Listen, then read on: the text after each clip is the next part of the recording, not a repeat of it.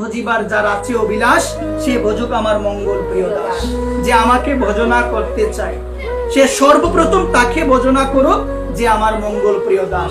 আর ভগবানের মঙ্গল প্রিয় দাস হলো যারা ভগবানের চরণে নিজের মনোপ্রাণ সমর্পণ করে দিয়েছে, সেই সমস্ত বৈষ্ণবগণ। একবার তাদেরকে আগে ভজনা করতে হবে। কি করতে হবে গো মা?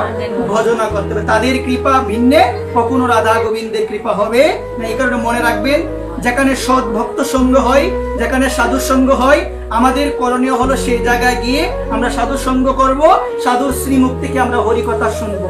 সাধু সঙ্গ কাকে বলে মা? সাধু আমার ঘরে আসলো, এটাকে সাধু সঙ্গ বলে? সাধুর সঙ্গে আমি বসে থাকলাম, এটাকে সাধু সঙ্গ বলে? সাধুর মুক্তি কি শুনতে হবে গো মা? হরি কথা, ভাগবত কথা, রাধারানীর কথা শুনতে হবে, তাহলেই সাধু সঙ্গ হবে। আর এমনিতে আমি সাধুকে এনেছি, সাধুকে আনার পরে বিভিন্ন কিছু আমি দিলাম, এটা আমার সাধু সঙ্গ হয়ে গেল? সাধু সঙ্গ মানে হলো সাধুর শ্রীমুখ থেকে হরি কথা শ্রবণ করতে হবে। একবার সাধু যে শব্দটা না মা, এটা বিশাল শব্দ মা। যদিও আমরা মনে করি সাদা পোশাক পরলাম, ধুতি পরলাম, হয়ে গেলাম সাধু। এত সহজ সাধু? এত সবাই বলেন না এত সহজ? কি এত সহজ না, অনেক কঠিন মা। সাধু যে জিনিসটা, এটা বাহিরের দেখানোর জিনিস নয়, এটা হলো হৃদয়ের জিনিস মা। হৃদয়টা যদি তোমার পবিত্র না হয়, যত কিছু করো না কেন মা, হৃদয়ে যদি ময়লা থাকে, হৃদয়ে যদি একে অপরের প্রতি হিংসা ভাব, বিদ্বেষ ভাব, এগুলো যদি তোমার অন্তরে থাকে, কখনো ভগবানের চরণ পাওয়া যাবে না মা, কখনো পাওয়া যাবে না। এই কারণে বলছি কি মা, সর্বদা সাবধান থাকতে হবে। যে ভক্ত হয়ে গেলে যমরাজ ধরবে না এমন কিন্তু কোনো কথা নাই মা।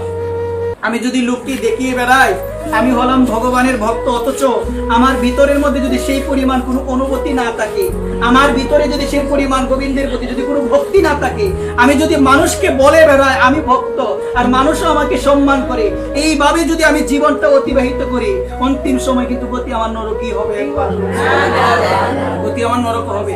এই কারণে দেখা গেল মা, আমরা ভক্ত হয়ে যাই কিন্তু ভিতর আমাদের শুদ্ধ হয় না, আমাদের ভিতরটা শুদ্ধ হয় না মা। এই কারণে দেখা যায় হিংসা, নিন্দা, সমালোচনা এগুলো আমাদের ভিতরে থেকে যায়। এই কারণে বলছি কি, এগুলো যদি অন্তর থেকে মা দূরে সরাতে না পারি, বুঝবেন যে লোকে আমাকে বলে ভক্ত বা ভক্তের বেশ আমি ধারণ করেছি, আমার হৃদয়ে এখনো ভক্তির কোনো অনুভূতি আসে না। একবার আমার হৃদয়ে ভক্তির কোনো অনুভূতি আসে না, আমার হৃদয়ে এখনো ভক্তর যে সমস্ত গুণাবলী দরকার এগুলো এখনো আসে না।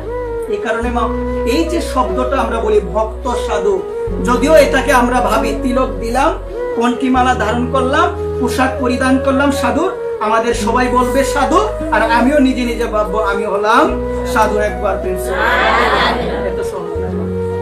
চৈতন্য চরিতামৃতে সাধুগুরু বৈষ্ণবের লক্ষণ দিয়েছে মা। বৈষ্ণবে যে কতগুলো লক্ষণ থাকা দরকার আমি একটু অল্প সময় একটু বলার চেষ্টা করব, আপনারা একটু মনোযোগ সহকারে চেষ্টা করবেন।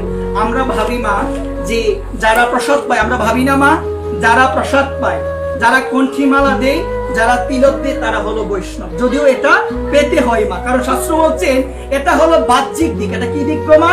এটা হলো বাহ্যিক মানে বাহিরের দিক, কিন্তু অভ্যন্তরীণ যে দিকটা মানে হৃদয়ের যে দিকটা, এটার দিকে কিন্তু আমরা এখনো উন্নত হতে পারি না। একবার এটার দিকে পারি না, যেটা সব থেকে গুরুত্বপূর্ণ। দেখবেন আমরা শুদ্ধ